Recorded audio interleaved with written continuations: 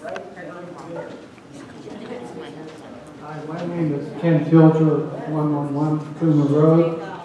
I'm here to support my neighbors on Cumer Road. The speeding is really getting out of hand. I'm not sure exactly what you can do about it, but the people have to be aware of the kids in that area.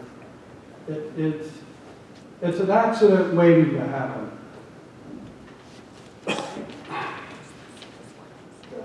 If you think about just going up down Cumer Road, there's wildlife that cross there. Sometimes somebody's going to come speeding, swerve to miss a deer or something else, and they're going to really put a hurting on somebody's property.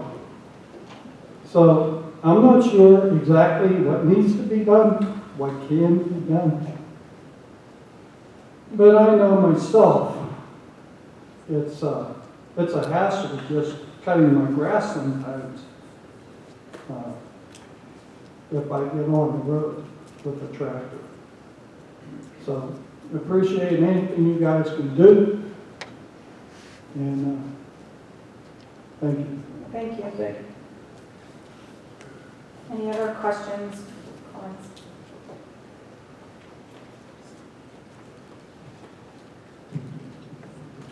Diane Ritz-Nicolella from Windsor Woods, off North Depaoli. Again, I'm bringing up the issue of North Depaoli, and I'm asking each one of you,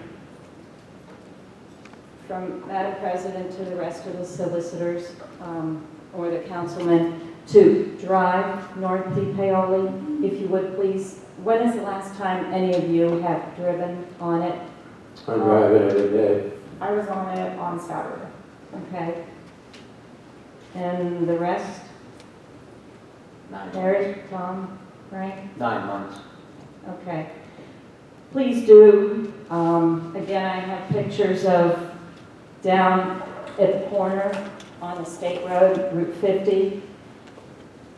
We explained last meeting, last month, that we were moving that road.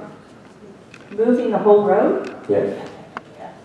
It's going to be realigned at the intersection to improve the sight distance. Okay. And then we're also looking at widening the road back through the trestle that 2 cars can comfortably pass through there. 2 cars or 2 trucks? Whatever the normal lane width that we can get onto the road will maximize the width. The township road is approximately 10-foot lanes plus curbs. So that's enough room for 2 vehicles to pass in, that'd be trucks. How wide are your standards? Standard lanes in the township are 10-foot lanes. Okay, so they want to be 20 and then your curb. And curbs, yes. And you're That'll be saying a 2 trucks could pass that? Yeah. So, 8 feet, the triaxle is 8 feet wide, right? Trucks this big, which are going to be the range resource trucks? yeah, they'll be standard, they're standard road vehicles that have. All trucks are the same width. Yeah. All trucks, 8 foot. Okay, well, that's our only way in and out. Well, Our only way. we We have no other egress to get out of Windsor Woods. We understand that. We've met with the developer. We were furnished with a survey this week, and we're putting together a little plan, working with the Public Works Director to come up with that plan and bring it back into the board. The developer is responsible for part of that, and the Public Works Director wants to extend that work a little bit further back in the developer plan. So we should have something together, Joe, next meeting for the board to look at. Do you have any idea when construction can start? We first have to put it in front of the board, have to understand the costs, and then they can make a decision what they want to do. Okay. Do you have any regulations about people that have gravel driveways, if the gravel runs onto your road and hits the road? I've had to go down there at Route 50 and with a coal shovel and try to get some of the gravel off of the road, because if you go to at the bottom of North Depaoli and Route 50, of course, looking around the Thai restaurant's porch, sometimes you have to go out quickly and you end up spinning out because there's so much gravel on the road from the parking lot. You've gone there and shoveled it yourself? Yes, I have. Please don't do that because I don't want you to get hurt. Please call the township building and let us address that. I would feel sick if something happened to you while you were out doing that. If it's in Route 50. Yeah, if it's on Route 50, it's going to be the state. Yeah, It's- but let us reach out to our state representatives. It's right Or beside depend where on- the telephone pole is tethered onto the road, which is kind of weird too. I've never seen a telephone pole tethered onto a road. Right, but please just reach out to us, reach out to me, reach out to Dawn, or Mr. King and let us get somebody to do that. Thank you though. Okay, very good. And, you know, with the issues of Cumer Road, I just want to say there's a sign down the street that says, life is short, have ice cream. Life is short. We want to elongate our lives, and we're looking to you to help us do that. Thank you.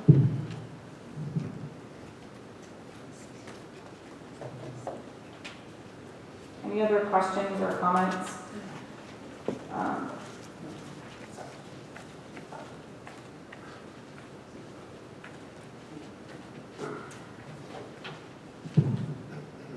Bunch of fun. Hi, Cecil. Hi, Council. I'm just curious, but I see it's fast paced and like emotions here and all that.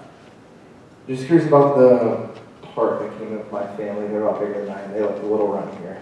Excuse me if I miss any formalities. I'm a bit shaky.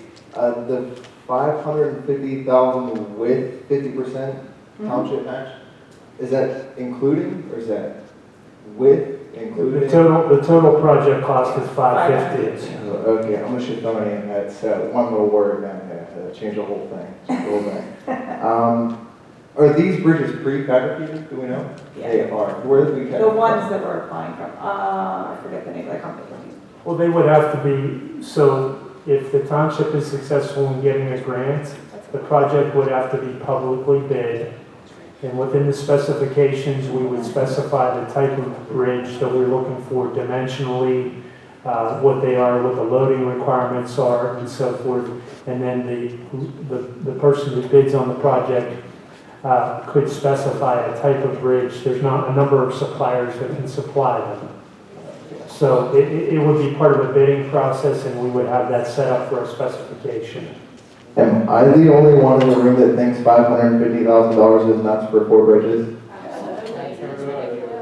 All right, I feel like we could put up a few Ryan homes in Cecil Park for that. That's just, I don't know. I'm not here to stir up anything. I'm here to learn. I'm here to learn. Part of the cost associated and part of the reason we've held off so long on this is the location of them because they go over a stocked trout stream. So there's rules and requirements on how we place them. And so that $550,000 isn't the cost of the bridges. The bridges are like $40,000 or $45,000 a piece. Or it's on labor. Correct. The cost of it comes in that we have to put the abutments up and we have to do the building of them and we have to do all that. We have to get permitting to be able to work over the stream. So the total cost is $550,000. How long? Go ahead. Which is why we're asking, which is why we haven't done it ourselves at this point and why we're looking for the grants to help pay for it. How long have those bridges been up? Do we know? A long time. If I asked Uncle what a long time was, he'd say 50 years. I'd say 5. I'm just saying. I would say like maybe 30 years. Okay. Yeah, in excess of 25 years. Okay, I was just wondering if maybe wooden bridges or something else would be an option, just from some guy from Cecil, just curious. Yeah, that floods a lot over there. Well, okay, good point. Ron, I appreciate it. I saw you ask some questions. You got some good questions there. I appreciate everything you council are doing. I'm one guy looking at one little piece of this that you flew through, and you guys taking all this on. That's cool. Cool.